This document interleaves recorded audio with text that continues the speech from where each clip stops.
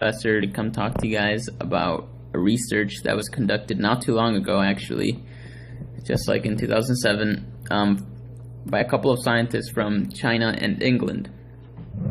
And what they did in the research was to explore fellatio by fruit bats and how it can prolong copulation time. No previous studies at this large of a scale have been done before, to my knowledge and their knowledge, other than documenting similar behavior by animals such as bears, wolves, goats. So, yeah, there really isn't any background information for me to give you on previous studies. So just to move on, a little bit of background and preview. So the fruit bat of study is the Sinopterus sphinx. It exhibits polygyny, and as I mentioned before, it is the first large-scale observational study of oral sex in non-humans, and the study helps in extending the interpretation of such behavior beyond that of pleasure giving and put it into an evolutionary context. Also, currently we do not exactly 100% know why fellatio occurs,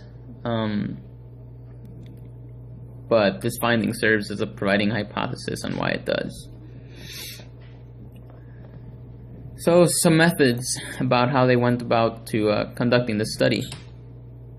So the study site, the research was approved and conducted according to protocols approved by the Guangdong EIAP on laboratory animal care.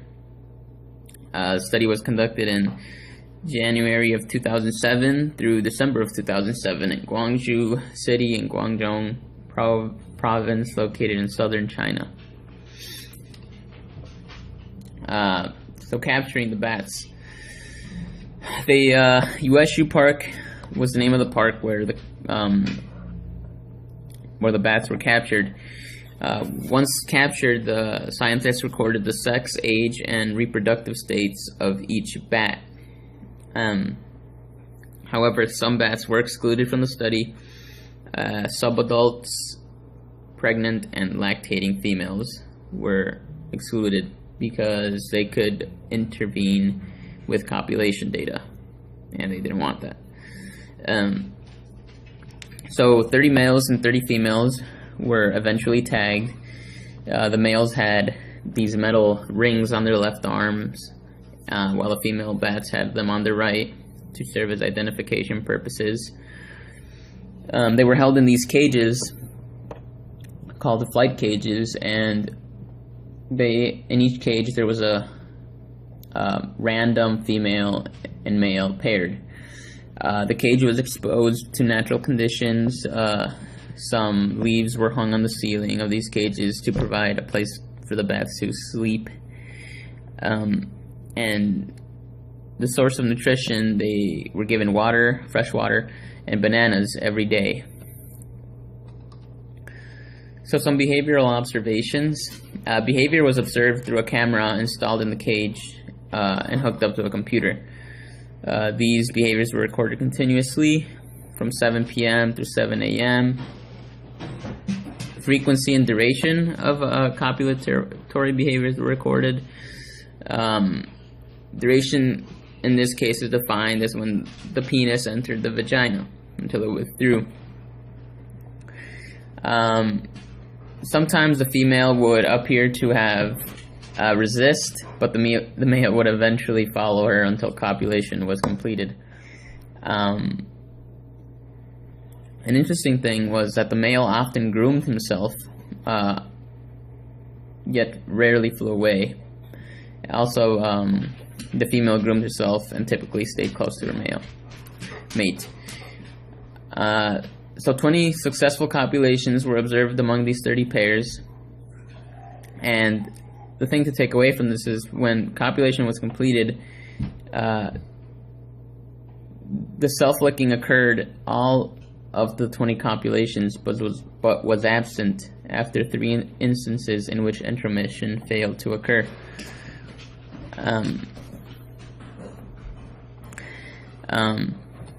So the analysis. So 20 successful. So data was tested for normality through parametric analysis, such as a Pearson correlation. It was used, and linear regression to determine the total length of time that the female licked the male's penis during copulation, and the total duration of copulation were associated. Non-parametric tests were also used, such as the Mann-Whitney U test, when the data was not distributed normally.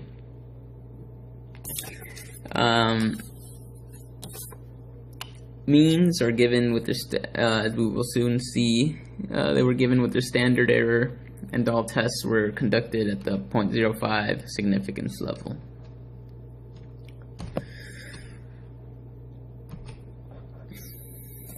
The results. So, genital licking was observed in 14 of the 20 successful copulations. It was determined that the average duration of this licking was 19.14 seconds, representing about 8.7% of the average duration of copulation.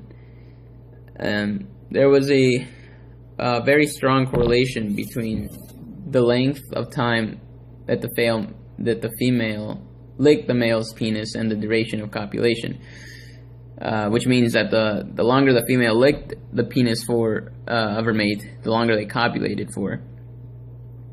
So this suggests that licking behavior may play an important role in copulation by prolonging intromission. So here are just some graphs to show more of these results.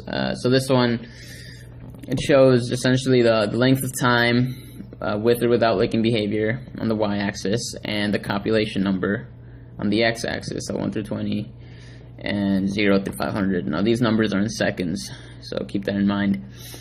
So the black portions that you see are the times where the female licked the male's penis, and the white portions is where no licking occurred.